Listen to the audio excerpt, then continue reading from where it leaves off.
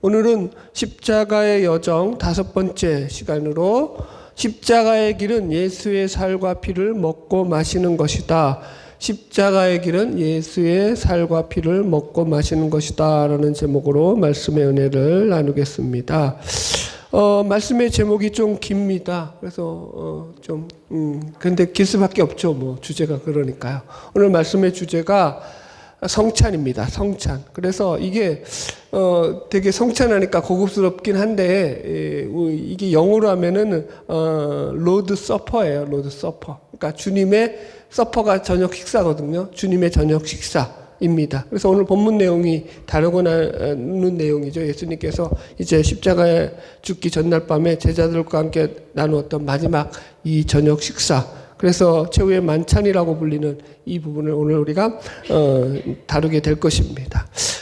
다행인 것은 제가 이제 수요 예배 때에 우리 웨스터민스터 소요리 문답을 다루는데 그 다루는 주제가 지금 계속 또 다뤄주는 주제가 이 성례에 대한 부분이거든요. 성찬과 세례에 대한 부분이라서 오늘 본문의 설교와도 겹치는 부분이 있어요. 여러분들이 유튜브에 제가 설교한 거 올려놨으니까 찾아보시고 들어보시면 이게 성찬에 대해서도 도움을 받을 수 있는 그런 유익이 될 거라고 생각합니다.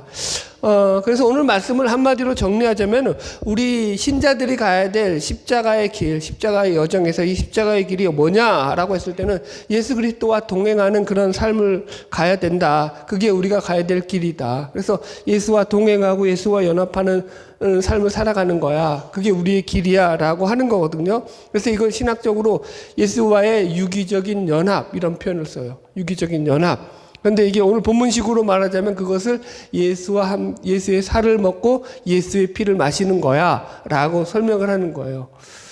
말이 좀 난해하죠. 예수의 피를 먹고 예수의 살을 마시는 게 예수의 살을 먹고 예수의 피를 나도 헷갈리네. 피를 마시는 게 왜 예수와의 연합이냐 이 부분은 이제 오늘 우리가 그 의미를 생각하면서 말씀을 이제 나누게 될 거예요. 자, 본문 말씀을 읽으면서 이제 그 내용을 구체적으로 들어가 보겠습니다. 여기 마태복음 26장 26절 28절 말씀 같이 봅시다. 시작. 그들이 먹을 때에 예수께서 떡을 가지사 축복하시고 떼어 제자들에게 주시며 이르시되 받아서 먹으라 이것은 내 몸이니라 하시고 또 잔을 가지사 감사기도 하시고 그들에게 주시며 이르시되 너희가 다 이것을 마시라. 28절까지 읽을까요? 시작. 이것은 제사함을 얻게 하려고 많은 사람을 위하여 흘리는 바 나의 피 곧 언약의 피니라. 먼저 개괄적인 설명을 드려야 되는데 우리가 본문의 말씀을 이해하기 위해서는 먼저 우리가 이해해야 될 게 뭐냐면은 유대인들이 가지고 있었던 유월절의 식사 풍습이에요. 이게 먼저 이해가 돼야 돼요. 이제 세데르라고 하는데 유월절 식사 순서 이런 거거든요. 그래서 왜 이런 이해를 가져야 되냐면 이걸 이해하지 못하면 본문을 제대로 이해할 수 없기 때문인 거예요. 지금 이 저녁 식사는요, 유대인들의 유월절 식사. 지금 그죠? 유월절 만찬을 갖다가 그대로 지금 식사하시는 그거거든요. 그래서 이게 그냥 우리 마음대로 그냥 해석할 수 있는 부분들이 아니라는 거예요. 제가 이 본문을 연구하면서 깨닫게 된 것이 옛날에 그냥 내가 대충 알고 있었던 그런 내용이 아니구나. 저는 다른 내용이 있었구나 라는 것을 제가 말씀을 연구하면서 더 좀 흐릿했던 게 분명해졌다고 할까요? 선명해졌다고 할까요? 이런 것들을 느꼈습니다. 오늘도 여러분들에게 그런 은혜가 함께 하기를 주의 이름으로 축복합니다. 이 유대인들의 유월절 만찬은요, 유월절 세데르라는 말을 쓰는데 세데르가 순서예요. 그래서 이게 정확한 순서가 있고 그 순서를 율법서인 하가다에 적힌 그 순서대로 진행을 하게 되어 있다는 거예요. 우리도 마찬가지잖아요. 만약에 제사를 지낸다고 하는데 제사를 지낼 때 제사 음식부터 절하는 순서까지, 그죠? 술 따르고 뭐 하는 순서가 다 정해져 있지. 이게 제사를 자기들이 드리고 싶은 대로 마음대로 그렇게 드리진 않잖아요. 그죠? 우리도 제사를 드릴 때 그렇게 하는 것처럼 이게 지금 순서가 정해진 대로 절차대로 정해져 있어서 그 순서를 지켜서 드리는 거예요. 유대인의 유월절 이 식사가요. 그래서 보통 이 유월절 식사는 인도자가 보통 그 집의 가장이죠. 가장인 인도를 하게 되어 있는데요. 그래서 유월절에는 쓴나물이라든가 우리가 기본적으로 알고 있는 누룩 없는 빵이죠. 맞자라고 하는 거죠. 그러거나 또 이 양고기를 포함해서 특별히 6가지 음식이 준비되는데요. 뭐 세세하게 다 말씀드릴 건 없고, 오늘은 이 본문에 해당하는 가장 핵심적인 게 뭐냐면은 이 잔을 나누는 거거든요. 그래서 이 잔에 초점을 맞춰가지고 제가 설명을 할 거예요. 그래서 유대인의 유월절 식사를 포도주 잔을 나누는 방식으로 설명을 할 건데요. 이 유월절 식사 동안에 이 유대인들은 총 4번에 걸쳐서 포도주 잔을 나눠서 마셔요. 이게 아주 중요해요. 그러면 취할 거 아니냐, 포도주 4잔이나 했는데, 걱정하지 마세요. 여기 포도주를 유월절에 마시는 이 포도주는요, 물로 한 3배, 4배 희석을 시켜요. 그러니까 아주 옅은 포도주로 만들고 그것을 갖다가 4잔을 마실지라도 이게 해 질 무렵에 이 유월절 식사를 시작을 해요. 그리고 이 유월절 만찬이 끝나면 해가 다 지고 나서 자정 가까이 되는 시간이에요.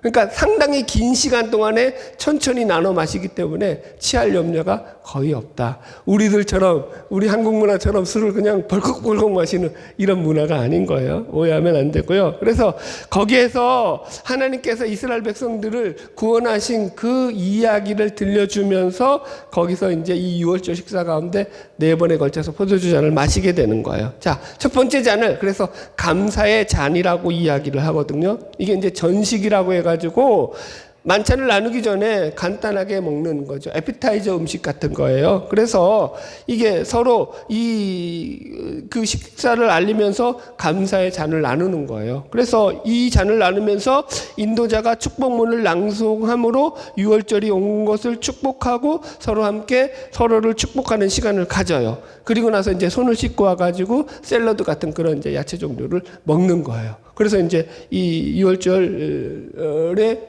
저녁 식사가 시작됐음을 알리는 거죠. 그리고 이제 첫 번째 잔을 비우고 두 번째 잔을 채워 넣어요. 그러면서 이제 본격적인 유월절 이 잔치가 시작되는데요. 이제 아버지가 자식들에게 출애굽과 관련된 4개의 질문을 던져요. 그러면서 이제 그 뒤에 가서 아버지가 이제 그 질문과 이어져 가지고 이 출애굽기 이스라엘 백성들이 애굽에서 출애굽했던 이 출애굽기의 역사를 쭉 이야기식으로 말을 해줘요. 재밌는 것은 이때 그래서 10가지 재앙이 나오잖아요. 10가지 재앙이 나오는데 10가지 재앙의 이름이 나오잖아요. 피게, 이파, 악도, 구매 뭐 이렇게 나가는 거 있어요. 여튼 외우셔야 돼요. 여튼 그래서 예를 들어서 첫 번째 피재앙이 나오잖아요. 그래서 이건 피재앙이야 라고 말할 때 어떻게 하냐면은 포도주를 조금 입에 머금어요. 그러니까 많이 마시는 게 아니라 조금 머금었다가 그 재앙의 이름이 나올 때 이 머물렀던 포도주를 자기들이 준비한 접시에다가 택 하고 뱉어요. 그 재앙이잖아요.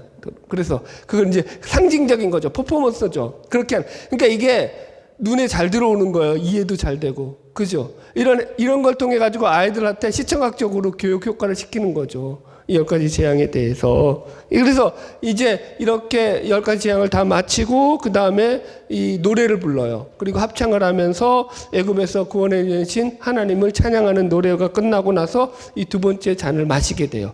이게 그래서 해방의 잔이라고도 하고 기념의 잔이라고도 불러요. 첫 번째는 감사의 잔, 두 번째는 기념, 해방 이런 잔이에요. 그러니까 이스라엘이 종살이하던 애굽으로부터 해방과 자유를 기념하는 그 잔이 되는 게 두 번째 잔이에요. 그리고 세 번째 잔은 이제 축복의 잔이라고 불러요. 이제 그렇게 이 두 번째 잔을 마시고 난 뒤에 그때부터 이제 맞자라고 불리는 무교병이죠. 누룩 없는 빵. 그 무교병과 쓴나물 이런 음식들을 먹는데 그리고 이제 거기서 이제 메인 디시 요리가 그 뭐잖아요. 양고기잖아요. 그러니까 양고기 같은 것들을 갖다가 같이 포함해서 먹게 돼요. 그래서 메인 요리를 다 먹고 난 뒤에 이 요리가 마칠 때쯤에 되어서 이제 인도자는 음식에 대한 감사와 축복 기도를 올려요. 이때 세 번째 짠 이 포도주를 나누는 거예요. 그래서 이게 축복의 잔이라고 말을 합니다. 그래서 대부분 주석가들도 지금 예수님께서 말씀하신 이 말씀은 동일한 본문을 다루고 있는 누가복음에 보더라도 이때를 언제라고 하냐면은 저녁을 먹은 후라고 나와요. 여기서도 똑같이 나오죠. 여기 26절 보면은 그들이 먹을 때라고 나오죠. 그러니까 우리 지금 마태복음은 좀 본문이 흐릿해요. 먹을 때라고 하니까. 그런데 누가복음은 어떻게 했다고요? 식사를 먹은 후라고 해가지고 정확하게 그 시점을 얘기하거든요. 그러니까 식사가 거의 끝마쳐 갈 무렵에 나누는 잔이 이 세 번째 잔이에요. 그래서 지금 이게 예수님께서 이 말씀을 하시는 게 세 번째 잔, 축복의 잔에 해당하는 내용이다라고 그렇게 이야기를 합니다. 제가 왜 이렇게 자세하게 이야기하느냐? 우리가 오늘 본문이 유월절 식사를 나누는 그런 유대인의 유월절 풍습으로부터 지금 선포되어지는 말씀이기 때문인 거예요. 이게 그러니까 별개의 말씀이 아니라 아주 밀접하게 서로 연결되어 있는 거예요. 그래서 이제 네 번째 잔이 남았죠. 이 네 번째 잔을 뭐라고 하냐면은 엘리야의 잔이라고 해요. 엘리야의 잔. 그래서 혹은 완성의 잔이라고도 부르는데요. 이 네 번째 잔은 말라기 4장에 나오는 메시아가 오기 전에 출현할 엘리야를 위한 잔이라고 그렇게 명칭이 붙어져 있어요. 그래서 이 부분이 이제 우리가 29절을 풀이할 때 제가 자세하게 설명을 할 건데요. 여튼 그래서 이 엘리야의 잔을 나누고 나서 이 선지자 엘리야라는 그런 노래를 부르고 난 뒤에 다른 찬양들을 겹쳐 부르고 마지막으로 이제 다 끝내요. 그리고 유월절 식사를 마치고 난 뒤에 이들이 자기 지붕으로 올라가요. 이들은 지붕이 이게 평평하다고 했잖아요. 그래서 지붕도 하나의 이들이 거주할 수 있는 공간이 되거든요. 그래서 지붕에 올라가가지고 또 할렐이라고 하는 찬양을 부르고 모든 걸 마치게 돼요. 이제 뒷불이죠. 우리식으로 말하자면 한마디로. 이때가 끝나고 나면 거의 자정에 이른다라는 거죠. 자, 그래서 이 6월절에 마시는 이 네 번째 잔, 네 가지의 잔, 네 번의 잔을 설명으로 지금 제가 6월절 이 식사를 갖다가 말씀을 드렸어요. 자, 지금 그래서 이 본문을 그렇게 볼 때 이 본문에서 예수님의 축복과 감사는 세 번째 축복의 잔에 해당하는 거예요. 보세요. 다시 여기 26절을 보시면 그들이 먹을 때라는 말로 시작을 해요. 그러니까 아직 식사를 나누기 전에 전식을 이룰 때 먹었던 첫 번째 감사의 잔이 아니라는 거예요. 그죠? 식사가 지금 진행 중에 먹는 잔이라는 거예요. 그래서 이게 축복의 잔이다라고 우리가 알 수 있어요. 그러면서 이 떡을 가지면서 예수님이 제일 먼저 하신 말씀이 뭐예요? 떡을 가지사 축복하시고 떼어 제자들에게 주시며 이르시되 받아서 먹으라 이것은 내 몸이라 이렇게 말씀하셔요. 그죠? 자 보세요. 그래서 이 27절도 마찬가지로 여기서 보면은 이 잔을 가지사 어떻게 했다고요? 감사기도 하시고 이게 그러니까 축복했다, 감사했다가 먼저 나와요. 그러니까 이게 유월절 식사 이 절차상 세 번째 축복의 잔을 나누는 그 시점이다라는 것을 이게 이제 암시적으로 이게 보여주는 거예요. 그런데 여기서 예수님께서는 제자들에게 이 세 번째 축복의 잔을 나눌 때 하시는 말씀 가운데 아주 놀라운 말씀을 하는 거예요, 여러분. 이게 자신의 몸과 피를 나눈다라고 말씀을 하시는 거예요. 그죠? 예. 받아 먹어라. 이것은 내 몸이니라. 또 다 마셔라. 이것은 너희를 위하여 많은 사람을 위하여 흘리는 바 나의 피, 곧 언약의 피니라. 이렇게 말해요. 내 살을 먹고 내 피를 마셔라. 예수님이 이렇게 말씀하시는 거죠. 자, 여러분, 이게 이제 놀라운 거예요. 그러니까 유월절 풍습에 따른 식사에서 여기서 확실한 변화가 생기는 거예요. 내용은 똑같이 형식은 똑같아요. 세 번째 축복의 잔을 마시는 거예요. 그런데 내용이 바뀌었어요. 이스라엘 백성들에서 이 축복의 잔은 어떤 의미죠? 하나님이 그들을 애굽에서 구원해 내신 그 은혜에 대한 찬양과 감사하는 거예요. 하나님의 축복을 찬양합시다. 하나님의 예쁘신 은혜를 감사합시다. 라고 하는 감사와 축복이에요. 그죠? 그런데 여기서는 내용이 완전히 바뀌었어요. 그죠? 똑같이 감사와 축복인데 그 내용이 어떻게 바뀌었어요? 예.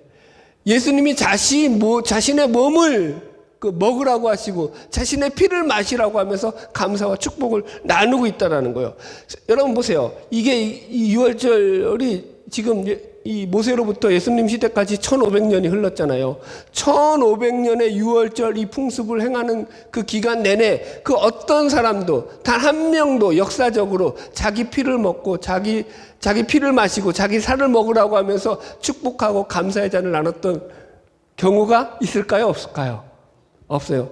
단 한 명도 없어요. 유일무이하게 지금 예수님이 이런 이야기를 하는 거예요. 어디서 듣도 보도 못한 유월절 예식의 변형이 생겨나는 거죠. 여러분들. 자, 그래서 여기서 보세요. 이 떡을 먹으면서 이것을 먹어라. 이것은 내가 너희들에게 주는 내 살이다라고 말하시잖아요. 이게 그러면 여러분들 예수님이 처음 하신 말씀이 아니라 사실은 요한복음에 보면은요, 이 만찬을 나누기 전에 예수님께서 이제 공생의 기간 동안에 제자들에게 선포하셨던 이미 그런 말씀 중에 하나예요. 자, 확인해 볼게요. 본문 책갈피를 드셔서 잘 접어 놓으시고 요한복음 6장 48절로 넘어가 보세요. 요한복음 6장 48절. 막 세상에서 막 살아가다가 교회 가서 이제 예배 드리는데 막 정신없이 무슨 말씀이라고 해가지고 막 들어오고 막 정신 없으시죠? 약간. 그러니까 여러분들 우리가 이게 주일에 대한 준비가 없으면요, 말씀이 나한테 잘 안 들어와요. 그래서 제가 그런 얘기를 여러분들에게 당부를 드리는 거예요. 말씀을 들을 각오를 하고 들어오셔야 돼. 그러면은 이게 나하고 의미가 없어. 관계가 없어. 이 말씀이. 자, 확인해 보세요. 요한복음 6장 48절 이하 쭉 읽어봅시다. 48절 이하 시작. 내가 곧 생명의 떡이라. 너희 조상들은 광야에서 만나를 먹었어도 죽었거니와 이는 하늘에서 내려오는 떡이니 사람으로 하여금 먹고 죽지 아니하게 하는 것이니라. 나는 하늘에서 내려온 살아있는 떡이니 사람이 이 떡을 먹으면 영생하리라. 내가 줄 떡은 곧 세상의 생명을 위한 내 살이니라 하시니라. 그죠? 내 살을 너희들에게 준다. 이게 떡이야. 근데 생명의 떡이야. 말씀하고 있죠? 53절도 한 절만 읽읍시다. 시작. 예수께서 이르시되 내가 진실로 진실로 너희에게 이르노니 인자의 살을 먹지 아니하고 인자의 피를 마시지 아니하면 너희에게 생명이 없느니라. 내 살과 내 피를 먹어야 돼. 이렇게 말하고 있다고요. 자, 보세요. 예수님의 살과 피를 먹는다는 게 뭐예요, 여러분들? 많은 사람을 위하여 흘리는 바 나의 피 곧 언약의 피라고 했어요. 그죠? 그 피가 그러니까 예수님의 피가 뭐라고요? 이 포도주가 예수님의 피라고 얘기하는데 그 피가 뭐예요? 결국은 많은 사람을 위하여 죽으시는 예수님의 죽음을 말하는 거죠. 그죠? 그게 뭐예요? 십자가를 얘기하는 거예요. 그래서 그 살과 피를 먹고 마시라라고 말씀하신다라는 것은 예수님의 십자가의 죽음을 믿음으로 받아들여라, 이런 말이 되는 거예요. 그래서 예수님이 바로 생명의 떡이기 때문에 예수님을 먹고 마시는 자만이 생명을 얻고 영생을 누리게 된다라는 이런 말씀도 본질은 뭐예요? 진짜로 예수님의 물리적으로 살과 피를 먹어라 이 얘기가 아니라 예수님의 십자가를 믿음으로 받아들이고 예수님의 죽으심을 그 마음 가운데 영접하고 믿는 자만이 생명을 얻고 영생을 누리게 된다라는 설명이 되는 거예요. 이건 어렵지 않죠, 여러분들? 이런 거예요. 너희들이 지금 1500년 동안이나 먹어왔던 그 누르고 없는 유월절 그 떡이 바로 내 몸을 상징하는 거야. 너희들이 지금 내 몸을 먹고 있는 거야. 이제 곧 내가 십자가에서 실제로 내 몸을 너희들을 위해서 내어줄 거야 라고 말씀하시는 거예요, 여러분들. 이 말을 제자들이 못 알아듣죠. 그러나 예수님은 지금 이 말씀을 우리를 위해서 해주시는 거죠. 자, 보세요. 내 피도 마찬가지예요. 요한복음을 계속 읽어볼게요. 여기 6장 54절 봅시다. 요한복음 6장 54절. 시작. 내 살을 먹고 내 피를 마시는 자는 영생을 거졌고 마지막 날에 내가 그를 다시 살리리니 내 살은 참된 양식이요 내 피는 참된 음료로다. 그죠? 예. 그러니까 너희들이 이 영생을 얻고 생명을 누릴 수 있는 그 참된 비결은 뭐냐면은 1500년 전에 죽었던 그들이 잡았던 어린 양, 유월절 어린 양의 피가 아니라는 거예요. 그건 하나의 상징이고 지금 이 땅에 와서 너희들을 위하여 친히 내어주고 있는 그 목숨을 내어주고 있는 하나님의 어린 양, 그 십자가에서 죽는 그 죽음의 피야말로 너희들을 진정으로 구원에 이루고 생명에 이룰 그 양식이 될 거야 라고 이렇게 이야기를 하시는 거예요. 예. 이해는 가시죠? 그래서 이 축복의 잔이 세 번째 잔이 축복의 잔은 맞지만 그 나누는 축복의 내용과 감사가 완전히 바뀌었어요. 이전까지는 유월절 어린 양을 잡아서 그것으로 자신들이 구원받은 것을 감사했다면 이제는 그 내용과 그 감사가 어떻게 되는 거예요? 하나님이 직접 이 땅 가운데 유월절 어린 양으로 오셔가지고 그 유월절 어린 양과 같이 우리를 위해서 죽으심으로 말미암아 피를 흘리심으로 말미암아 우리에게 구원을 이루어 주시는 거예요. 그러니까 유월절 어린 양을 완전히 새롭게 한 거죠. 유월절 의식을 완전히 새롭게 한 거예요. 자, 다시 이제 확인해 볼게요. 마태복음 다시 이제 넘어가 볼게요. 이따가 한 번 더 읽어야겠지만 마태복음 26장 7절 8절 봅시다. 같이 볼게요. 시작. 또 잔을 가지사 감사 기도하시고 그들에게 주시며 이르시되 너희가 다 이것을 마시라. 이것은 제 사함을 얻게 하려고 많은 사람을 위하여 흘리는 바 나의 피 곧 언약의 피니라. 분명히 들어오죠. 그죠? 이 포도주가 뭐라고요? 예수님이 많은 사람을 위해서 흘리는 그 십자가 죽음의 피다. 내 피야 라고 지금 예수님은 그렇게 이야기를 하셔요. 그런데 그 피를 뭐라고 하냐면 언약의 피다 라고 얘기를 해요. 언약의 피. 이제 우리가 두 번째 살필 게 그래서 언약의 피에 대한 얘기예요. 이 언약의 피라는 것이 누가복음 22장에 보면은요 새 언약이라고 표현하고 있어요. 같은 말인데 좀 다르죠. 읽어드릴게요. 누가복음 22장 20절.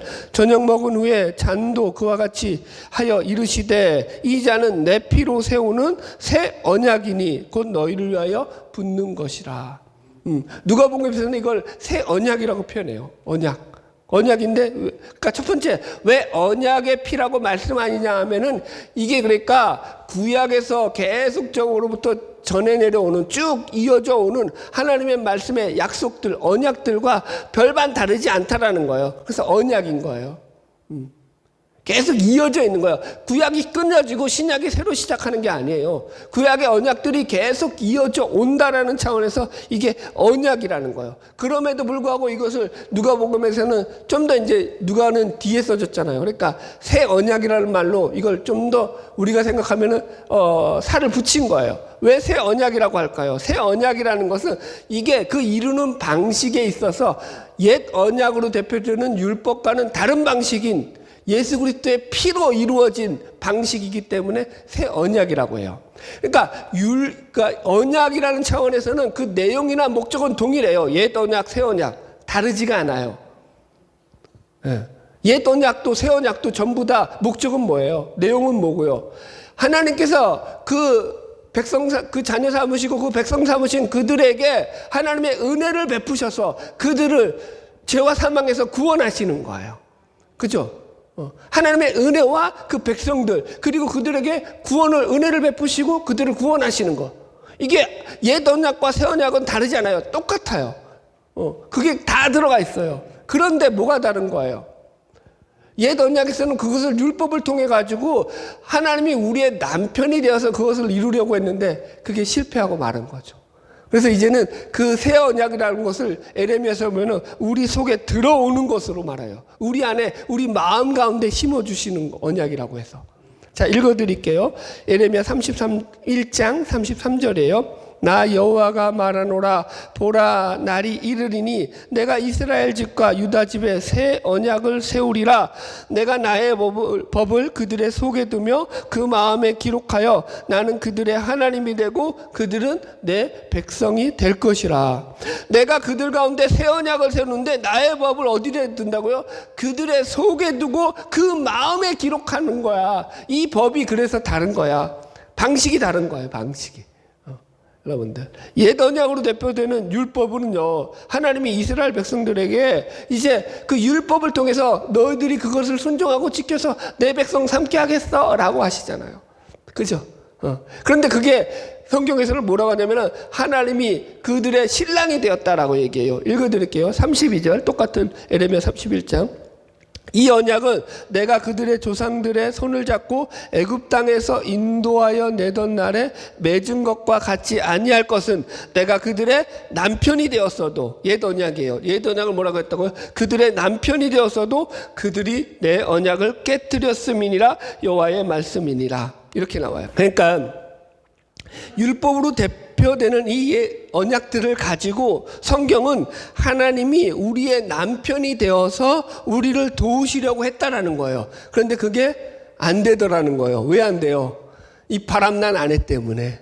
이 아내가 바람이 나서 도망을 가더라는 거예요. 그래서 쓴 성경책이 호세아서잖아요. 바람난 아내 고멜을 쫓아다니면서 돌아와 여보 돌아와 하는 하나님의 애끓는 마음을 그린 게 호세아서거든요. 여러분들. 그래서 이제 그 방법을 바꾸시는 거예요. 어떻게 바꾼다고요? 이제는 남편이 되는 게 아니라 바깥에서 코치하는 게 아니라 우리 마음에 직접 들어오시겠다라는 거예요. 그래서 그걸 갖다가 하나님의 법을 우리 마음에 부어주셨다라고 표현하는 거예요. 우리 안으로 들어오시는 그 일을 하겠다는 거예요. 그런데 그 일을 뭘로 하시겠다는 거예요? 십자가를 통해서 하시는 거예요.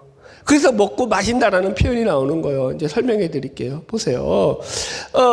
십자가의 피로 이룬 언약이라서 새 언약인데요. 이게 새 언약이 어떻게 되냐면은 옛 언약과 다른 것은 하나님이 우리 안으로 들어오는 방식을 택하는 거예요. 십자가라는 방식을 통해서. 그래서 우리와 연합하는 거예요. 자, 십자가를 통한 새 언약을 통한 예수와의 연합이 어떻게 이루어지느냐? 옛 언약에서는요, 우리의 남편이 되고 코치가 되고 우리의 선생이 돼서 우리 밖에서 율법을 통해서 우리를 이끄시고 지도하셨는데 하나님이 그렇게 함에도 불구하고 우리 마음이 안 바뀌더라는 거예요. 마음이 안 바뀌면 소용이 있어요, 없어요?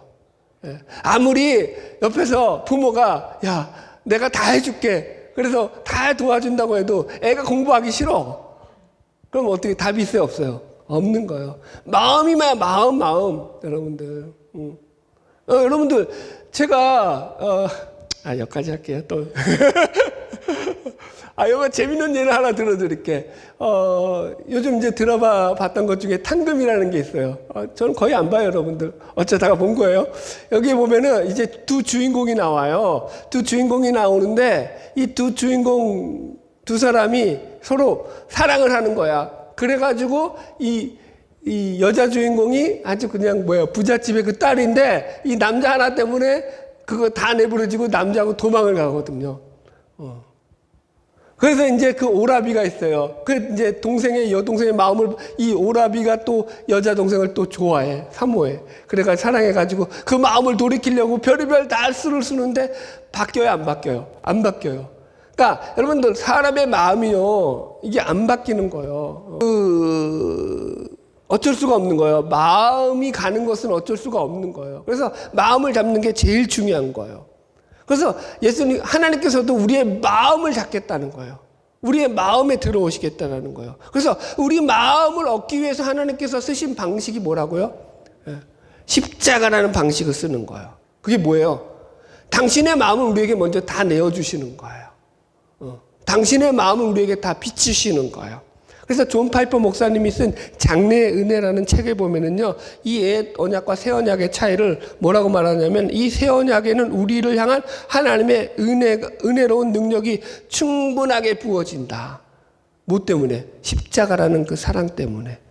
자, 잘 들으셔야 돼요. 어떻게 그러면 이 십자가의 방식이 우리 마음에 하나님이 들어오는 방식이 되느냐, 이거 이제 설명해 드릴게요. 요한복음에 보면은요, 제가 이건 그냥 읽어 드릴게요. 6장 55절로 57절인데 다시 찾아야 될 것 같아요. 이거 나 읽어드리고 싶은데 제가 그냥 읽으면 정신이 없으니까. 요한복음 6장 55절로 57절. 자, 보세요. 내 살은 참된 양식이요 내 피는 참된 음료로다. 내 살을 먹고 내 피를 마시는 자는, 이렇게 나와요. 그죠? 내 살을 먹고 내 피를 마신다는 게 뭐예요? 이게 예수님의 십자가에서 우리를 위해서 자기의 살을 찢으시고 그 피를 쏟으시는 그 죽음을 우리가 믿음으로 인정하고 받아들이는 거예요. 이해하셨죠? 아까 설명했죠? 그렇게 되면은 어떤 일이 발생하냐면은, 내 살을 먹고 내 피를 마시는 자, 예수의 십자가의 죽음을 믿음으로 믿고 받아들인 자는 내 안에 거하고 나도 그 안에 거한다 라고 말하고 있어요. 그죠? 그렇게 되면 서로 연합한 자가 된다라는 거예요. 그래서 살아계신 하나님 아버지께서 나를 보내심에 내가 아버지로 말미암아 사는 것 같이 나를 먹는 그 사람도 나로 말미암아 살리라, 이렇게 나와요. 자, 이해가 좀 가세요? 그러니까 우리 안에, 우리 마음 가운데 하나님이 어떻게 들어오냐면은 예수님이 직접 음식이 되고 음료가 되어서 들어온다는 거예요. 밥이 되고 물이 되어서 들어온다고요. 포도주가 되어서 들어온다고요. 우리가 먹고 마심으로 해서 우리가 먹고 마시면 그거 우리 몸에 들어오잖아요. 비유예요, 비유. 이것도 화채설이라고 해가지고 가톨릭은 이게 실제로 예수의 피와 살로 변한다. 그 성찬을 할 때. 그건 좀 너무 간 거죠, 여러분들. 그게 아니라 우리가 무슨 식인족이 되어서 실제로 물리적으로 예수의 피와 살을 먹는다 이런 개념이 아니라 이게 우리가 믿음으로 예수 그리스도의 십자가의 죽음을 받아들이게 될 때 이것이 영적으로 영적으로 예수님의 피와 살을 먹는 것과 같다라는 거예요. 그래서 영적 임재설이라고도 표현을 해요. 우리 이 개혁주의에서는 칼빈이 그렇게 말을 해요. 그래서 이걸 좀 더 풀이하자면 이걸 생명의 연합이라고 하고 신비적 연합이라고 하고 영적인 연합이라고 해요. 예수의 살을 어떻게 먹고 예수의 피를 어떻게 마신다고요? 예수의 십자가의 죽음을 내가 믿음으로 받아들임으로 십자가 중심 가운데 내가 그 십자가를 인정하는 삶을 살아감으로 그것이 바로 예수의 피와 살을 먹고 마신다. 이건 결론 부분에 가서도 한 번 더 해드릴게요. 다시 마태복음 26장 29절 마지막으로 읽어봅시다. 마태복음 26장 29절 같이 읽을게요. 시작. 그러나 너에게 이르노니 내가 포도나무에서 난 것을 이제부터 내 아버지의 나라에서 새 것으로 너희와 함께 마시는 날까지 마시지 아니하리라 하시니라. 자, 이 말씀도 매우 의미가 깊어요. 지금 예수님께서 유월절 만찬에서 축복의 잔을 나누시고 이제 마지막 잔을 나누시지 않으신다는 거예요. 하나님 아버지의 나라에서 새 것으로 마시는 날까지 다시는 포도나무에서 난 것, 즉 포도주를 마시지 않겠다. 이 말이 단순히 나는 앞으로 포도주를 안 먹을 거야 이 말씀이 아니라 그 얘기가 아닌 거예요. 예수님께서 나중에 보면은 십자가에서 마지막 죽으실 때 신포도주 입에 대시잖아요. 그리고 다 이루었다 하시거든요. 그러니까 지금 여기서는 이게 유월절 만찬이 이어지는 거예요. 유월절 마지막 네 번째 잔 뭐예요? 엘리야의 잔, 완성의 잔이라고 했죠. 이게 미래를 예비하는 잔이거든요. 이 잔을 안 마시겠다라는 거예요. 그러니까 이게 우리는 이해가 안 되지만 유월절 만찬을 행하는 유대인들에게는 이 네 번째 잔을 안 마시겠다고 제자들이 알아들었을까요? 못 알아들었을까요? 알아듣죠, 이 말을. 우리는 이게 네 번째 잔을 마시겠다, 안 마시겠다는지 우리는 모르는 거지. 우리만 모르는 거지, 사실은. 이해하시겠죠? 자, 이제 해석해 드릴게요. 엘리야의 잔에 대한 여러분들이 이해를 좀 가지셔야 돼요. 유대인들은 엘리야의 잔을 가리켜서 이게 미래를 예비하는 잔이다라고 하고 완성의 잔이라고 부른다고 했어요. 그래서 이 잔을 통해서 그들이 갈망하던 메시아의 왕국이 도래할 것이라고 믿었기 때문인 거예요. 그래서 이 잔은 아까 말라기 4장에 나오는 말씀을 근거로 한다고 했잖아요. 읽어드릴게요. 말라기 4장 5절로 6절. 보라, 여호와의 크고 두려운 날이 이르기 전에 내가 선지 엘리야를 너희에게 보내리니. 그러니까 엘리야가 먼저 오신다는 거예요. 여호와의 날이 이르기 전에. 그래서 그가 아버지의 마음을 자녀에게로 돌이키게 하고 자녀의 마음을 그들의 아버지에게로 돌이키게 하리라. 이 말씀에 근거해서 이제 이 유대인들은 엘리야의 잔을 나누는 거예요. 그래서 식사가 다 마치고 난 뒤에 그들은 문을 열어놓고 준비된 엘리야의 컵에다가 인도자가 이 잔에 포도주를 따라요. 그리고 나서 이제 모든 사람들이 동일하게 한 목소리로 이 일이 필요한지 안 필요한지는 엘리야가 결정할 것이다 라고 그렇게 소리를 쳐요. 이거 여러분 우리와 뭐와 비슷하죠? 여러분 우리 제사 때 여러분들 제사 시작할 때 안 들어봐서 나는 기억이 없어. 예전에 들었던 것 같긴 한데 뭐죠? 귀신 왔다 갔다 하라고 문 열어놓고 문 닫고 하는 거 있잖아요. 좀 너무 심했나? 나는 그 생각이 딱 나더라고. 약간 그 느낌 아니에요? 문을 엘리야 이제 오라 하는 거예요. 초청하는 거예요, 여러분들. 그러니까 어쨌든 그래서 이 사람들은 메시아가 오시기 전에 엘리야가 미리 와서 모든 어려움을 해결하고 그리고 나서 메시아의 나라가 도래할 것이다 라고 생각을 한다고요. 그래서 유대인의 속담 가운데는요, 문제를 서로 이제 갈등 가운데서 해결하려는데 해결이 안 되잖아요. 그러면은 그들이 뭐라고 말하냐면은 엘리야의 결정에 맡기자, 이런 속담이 있대요. 엘리야의 결정에 맡기자. 이게 이제 무슨 표현인지는 알겠죠. 그러니까 그것을 아주 중요하게 여긴다라는 거예요. 자, 이렇게 되면 이제 오늘 본문의 내용이 선명해지는 거예요. 예수님이 지금 왜 이 잔을 마시지 않겠다고 하시는 거예요? 지금 예수님이 마시지 않겠다는 자는요, 그냥 포도주 잔이 아니에요. 엘리야의 잔, 네 번째 잔을 안 마시겠다라는 거예요. 여러분들. 왜요? 이 잔은요, 하나님 나라의 완성, 도래를 의미하거든요. 그죠?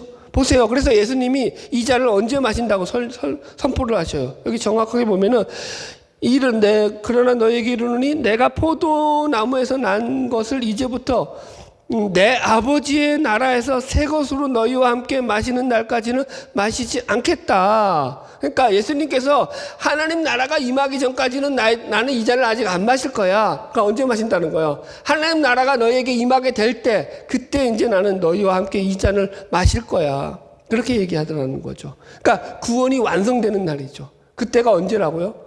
성경적으로 예수님께서 십자가에 달려 죽음 당하시는 그때, 그래서 최종적인 죽음의 순간에 예수님께서 신포도주를 입에 대신 거예요. 그래서 입에 대신 거예요.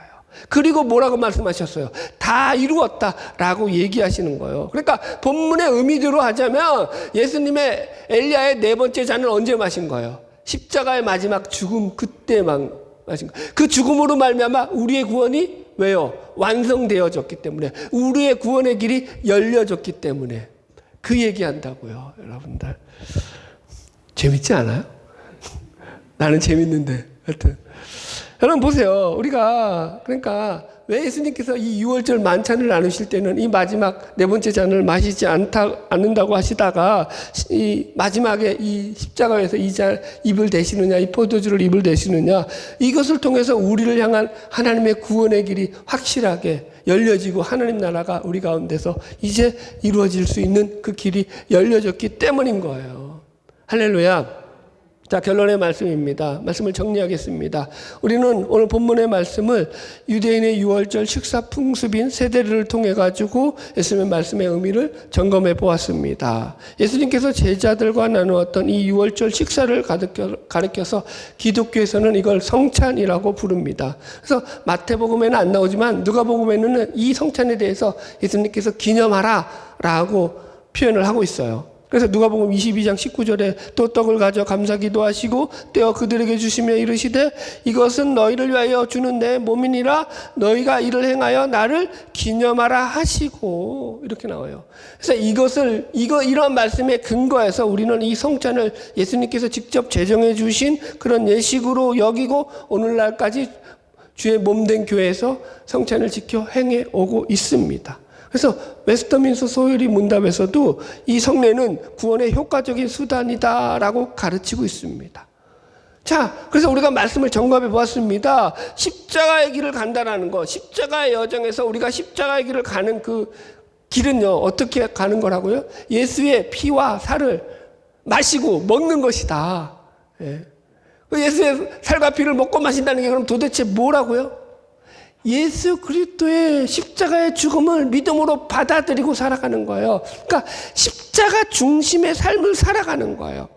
십자가를 의지하고 십자가를 붙잡고 십자가를 바라보면서 살아가는 거예요. 십자가가 아니면 내 삶에 답이 없습니다 를 고백하며 사는 거예요. 여러분들, 십자가의 중심의 삶을 살지 않잖아요. 그것은 예수님의 피와 살을 먹지 않는 삶이 되는 거고 거기에는 생명이 없다고요. 요한복음 6장 53절 예수께서 이르시되 내가 진실로 진실로 너희에게 이르노니 인자의 살을 먹지 아니하고 인자의 피를 마시지 아니하면 너희 속에 생명이 없느니라. 자, 십자가 중심의 삶이 뭐죠? 십자가 중심의 삶이 뭐죠? 여러분, 십자가는 단순히 우리를 구원하는 구원의 도구가 아니에요. 여러분들 이 교회 여기다가 십자가 걸어놨다고 또 차에 십자가 걸어놓고 목걸이 이 십자가 목걸이 걸고 다닌다고, 여러분 그게 아니라는 거예요. 여러분들 그거 하지 마세요. 난 그거 제일 싫어 사실은. 여러분들은 그거 하지 마세요.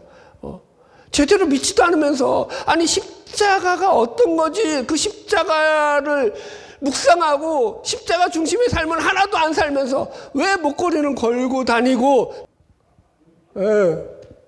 여러분, 이해하시겠어요? 무슨 말인지? 십자가 뭐예요, 여러분들? 십자가 하면 절대 잊지 말아야 할 거 있죠. 제가 늘 강조하는 거 있죠. 십자가 하면 뭐냐면 우리의 본질은 우리를 구원하기 위해서, 우리를 위해서 친히 이 땅 가운데 내려오신 그 신, 우리를 창조하신 그 신을 우리가 십자가에 달아 죽일 만큼 우리가 악당이라는 거예요. 십자가라는 것은 우리가 신을 죽여야지만 우리의 문제를 해결할 만큼 우리가 죄인이라는 거예요. 신이 죽어야지만 해결될 수 있는 게 여러분들 십자가잖아요. 그만큼 그러니까 애들식으로 말하면은 게임에서 최종 보스예요. 최종 보스. 빌런 중에서도 최종 보스예요. 악당 중에 최고 악당. 그게 누구라고요? 나라고요, 나. 네.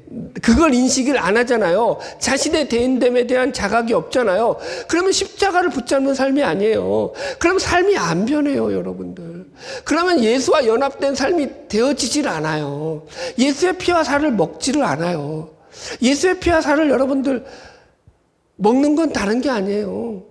늘 십자가가 나한테서 나를 찔러야 돼요. 내가 얼마나 죄인인가를 자각하게 만들어줘야 돼요. 십자가 앞에 서면은요, 드러나죠. 자, 이렇게 표현해 볼까요? 여러분, 제가 여러분들을 속일 수 있겠어요? 없겠어요? 속일 수 없어요, 여러분들. 저 안 속여요. 그런데 얼마든지 속일 수 있죠. 심지어 제 가족들 속일 수 있을까요? 없을까요? 속일 수 있어요. 그럼 제 자신은 속일 수 있을까요? 없을까요? 아니요. 자신도 속일 수 있어요. 그걸 뭐라 그러죠? 심리학적으로? 자기를 갖다가 이거 기억을 갖다가 자기 마음대로 자기 망상이라고 하고 또 하여튼 별의별 방법으로 해서 자기를 갖다가 그렇게 가스라이팅 이런 거 세뇌 이런 것들. 그래서 자기 자신을 속여내요. 얼마든지 그럴 수 있어요. 근데 유일하게 딱 속일 수 없는 존재 하나가 있죠. 누구예요? 그분. 하나님은 못 속여요. 이 땅에서는 얼마든지 속여요. 이 땅에서는 속여요, 하나님. 이 땅에서는 잘 믿는 척 얼마든지 잘할 수 있죠. 하나님 잘 믿는 척, 하나님 내가 얼마나 하나님 좋아하는지 아시죠? 그러면서 지 할 일 다 하고 살고 얼마든지 속일 수 있어요. 그런데 마지막 그분 앞에 섰을 때는 이게 하나님이 속아주실까요? 안 속아주실까요? 나도 속아주셨으면 좋겠는데, 이게 그분의 말씀에서는 그게 녹록지가 않아. 그래서 잘 사셔야 되는 거예요, 여러분. 십자가를 붙드셔야 돼요. 십자가가 없으면 안 되는 거예요, 여러분들. 십자가를 붙잡고 살아가는 이 길만이 생명의 길이고 영생의 길이고 예수의 피와 살을 먹고 마심으로 우리가 구원 얻는 길이다. 이것이 오늘 말씀의 주제였습니다. 바라기는 저와 여러분 날마다 이 십자가를 붙드는 삶을 통해서 주님의 살과 피를 먹고 마심으로 풍성한 생명을 누리는 복된 주님의 백성들이 되기를 주님의 이름으로 축원합니다. 찬양하겠습니다.